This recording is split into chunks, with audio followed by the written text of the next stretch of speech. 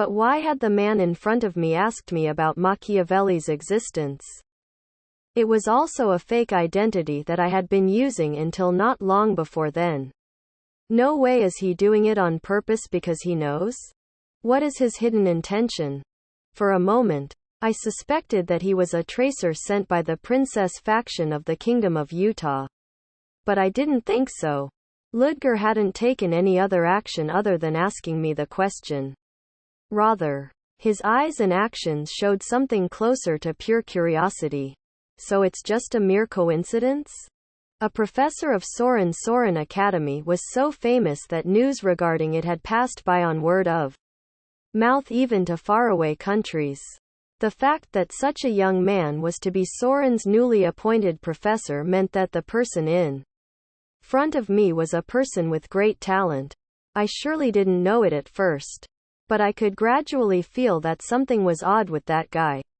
But instead of raising my guard, I shook my head inwardly. Let's just say it's a coincidence for now. I couldn't let it show because I feel guilty. I naturally turned to the next page of the newspaper and listened to his words. If there was really someone like that, he would have been in the newspapers. Ha ha. Well, there are things that aren't easily revealed to the public. That's interesting. Is it okay for you to say that to someone you've just met today? Well, there's no reason why I can't do it, right? And, Mr. Gerard, it's my first time seeing you today. But somehow I feel like we're on the same page. I am grateful that Soren's reputable professor has a good opinion of such an old man. Ludger didn't seem to be able to take his interest off of me. Perhaps because he had a good image that was well liked by others. He couldn't let it pass quietly without a word. Because it had become like that, I decided to respond to him appropriately. Still, having a companion to talk with made me less lonely. So there was nothing bad about it. Mr. Ludger, when you arrive in Soren, will you go to a lesson right away? Not immediately, but it'll have to wait a while. Teaching first year? No. I am in charge of the second year. Oh, so you teach the second year. Don't newly appointed professors usually handle the new students in the first year? Well, you're more amazing than I thought you'd be. It was only a rumor I had heard. But Soren Magic Academy had an image that was close to a university when judged compared to Earth. It was said that all kinds of buildings were built on a huge expanse of land and that there were already thousands of units only for the employees who lived and worked there. Although it was adjacent to a large city, Soren's scale was literally close to a small city. So there were even some comparisons going around that it was like two cities next to each other. The students of Soren ranged from first year to fifth year. Usually, the higher the year, the smarter the children become. So it would be fundamental to have a competent professor in the senior year and a newly appointed professor in the first year. But I couldn't believe he was going to teach the second year from the start of his appointment. I had thought that he might be quite a great man. But he turned out to be more than that. He wouldn't be able to become a professor in Soren for no reason. The Academy of Witchcraft and Wizardry. This was a world that had achieved an industrial revolution called iron and steam. But if I should pick a different aspect from the Earth, of course, it was the existence of magic. I've only seen it in fantasy novels before. The existence of magic was inseparable from this world. And most definitely, magic was always the exclusive possession of the chosen ones. Because one couldn't use magic if they couldn't handle it. But unlike in the past, where only aristocrats of noble blood could use it, these days, there was an exponentially growing number of skill supremacies as common people could also learn magic as long as they had the talent. Soren was the place where one could get into the top magic academy with just that skill. I am curious at this point. What kind of place is it? Usually, when it came to a magic academy, I couldn't help but think of a famous literary work from when I lived on Earth. Students flying around on brooms and using magic with wooden sticks, perhaps children who came Across that kind of magic schools, movies and books in their childhood had dreams about it. A magic school. There was nothing as dreamy as that. But there really was such a thing in this world. Students who learned magic and enjoyed their youth.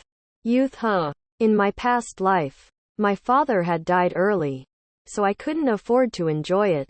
I had studied like crazy with the obligation to support my family. And I was under pressure to succeed.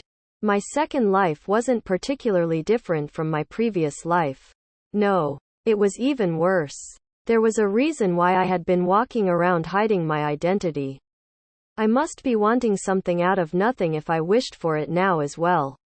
It had been about 27 years since I had been born in this world and lived again. I was no longer on the path of burning youth, or whatever you would call it. The Academy of Magic or whatever was just a story from a different world. It was still the same regarding the man called Ludger in front of me, who was closely related to the Academy. I who lived with a false identity to hide my true identity, and that man who stood on the shining stage of Soren were extremely different. But since he had become a Soren professor at a young age, I decided to congratulate him earnestly. 'Cause he's a fallen nobleman. There were still classes of society in this world. And the nobles were definitely the pinnacle of such classes in society. However, those who were in such a place and fell to the abyss existed. Whether it was because of their rebellion against the state, or they got on the wrong side of those with higher statuses, or they were in huge debts. Anyway, those nobles had fallen to the abyss for various reasons. Fallen aristocrat. Considering that fallen aristocrats were more despised by their fellow aristocrats than by the commoners. The man named Ludger in front of me must have made a really bloody effort until he became a professor at Soren. While I was immersed in such thoughts, I felt something strange outside. What is it? I had no choice but to be filled with strange anxiety as I threw a slight glance out of the window. The atmosphere was strange. The air was heavy. To be exact, it was as if something was going to happen. What's wrong? Ludger asked, seeming to feel something odd with my response. I didn't answer, and I had my 5 senses on edge. Something was coming. Is something? It was the moment Ludger was about to open his mouth. A powerful jolt along with a huge explosion shook the magic engineering train violently. The train's cabin shook, and the train that was running on the railroad swung to the side. I held the chair's handle firmly in order to balance my body. What is this? Did the engine burst? Ludger muttered so, but I shook my head as I didn't know. The engine didn't seem to have burst. There was no way the whole train would shake because of one engine going out. In addition, when it came to safety, there was no way that the engine of an exclusive magic engineering locomotive would explode by itself. There must have been something. A reason why that explosion had been inevitable. It seemed that my uneasy imagination wasn't wrong, as something began to run busily, thumping loudly on the ceiling of the train. At the same time, a loud noise was heard from the leading compartment. The sound of something breaking and of people screaming. I realized exactly what had happened. It's a raid. A raid? On this train? Most of the passengers on this magic engineering train are wealthy merchants and aristocrats. The robbers in the northern mountains must have done this while aiming for them. Most of the passengers on that expensive magic engineering locomotive were rich people. Obviously, there were many people who were after their money and valuables. And raids by the robbers who were targeting those trains occasionally took place. Even so, I can't believe they're doing this on the train that's heading from the border to the Empire. Those bastards who attacked right then were pretty much not in their right mind either. They were so daring that they even became extremely reckless. The explosion that shook the train a little while ago, I don't think it's from a normal force. I narrowed my eyes because I had something that I had speculated. Is it magic? There was a wizard among the raiders. If a wizard was involved, such a bold move was feasible. If they quickly robbed and escaped with the help of a wizard, they could hide safely in the steep northern Aret Mountains. It would have been hard to chase them. If that something was what they were planning, they were definitely not ordinary robbers. If they had a wizard with such firepower and attacked a train with aristocrats on board, those bold guys could never be ordinary people in the first place. Since magic existed in this world, there were also some people who did bad things with magic. Mr. Ludger, I think you should hide or avoid the attack for now. Ludger nodded as he listened to my words. Ludger picked up his luggage. Did he try to take his bag in that situation? There must have been something important inside it.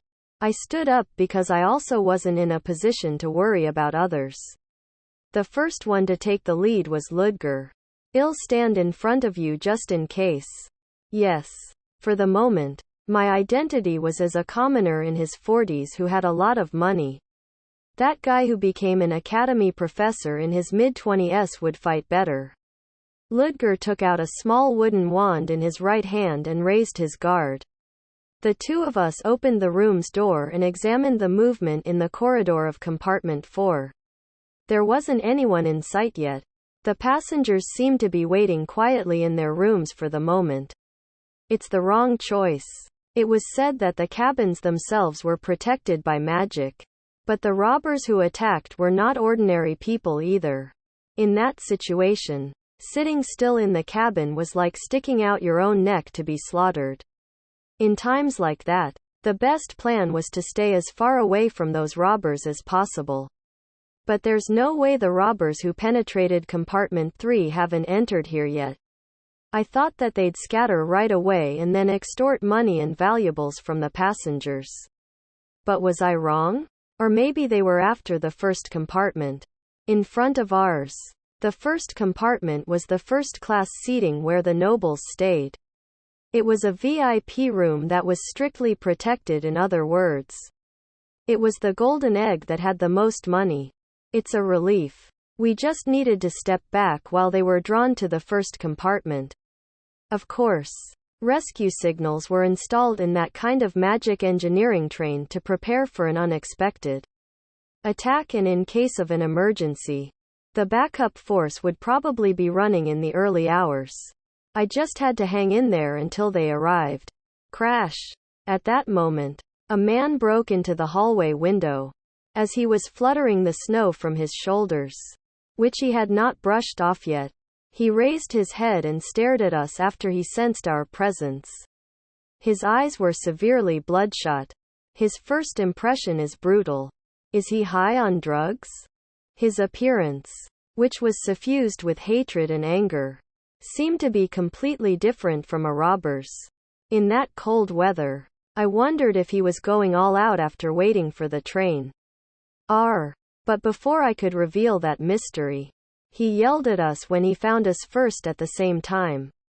Ludger revealed his magic. It was a sorcery in which thread-like strands of magic power were carved in the air in front of the wand. The sorcery that seemed to carve a three-dimensional picture in the air soon combined into a single spell. ZZZT.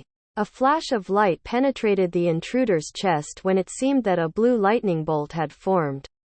The robber, who was rushing toward our side, fell flat onto the floor stomach first and shook his body. Did you kill him? I asked while looking at Ludger. No. I just incapacitated him. Ludger replied before slowly approaching the fallen robber with a cautious face. He continued to aim his wand at the body. Wait. Mr. Ludger. It's dangerous. It's all right. I am just going to interrogate him a little bit about his purpose for attacking the train. No. I mean, I tried to say something more. But Ludger moved without listening. He turned the fallen robber's body upward with his foot. Tell me, why did you attack this train? Ha. Ha ha. Did you just laugh in this situation? We need to kill everyone. What lay in that stammering voice was a frigid madness that was enough to make anyone's skin shudder. The robber laughed as his body convulsed and he bled from his nose. At the same time, His tightly wrapped coat fell open, revealing an object hidden inside.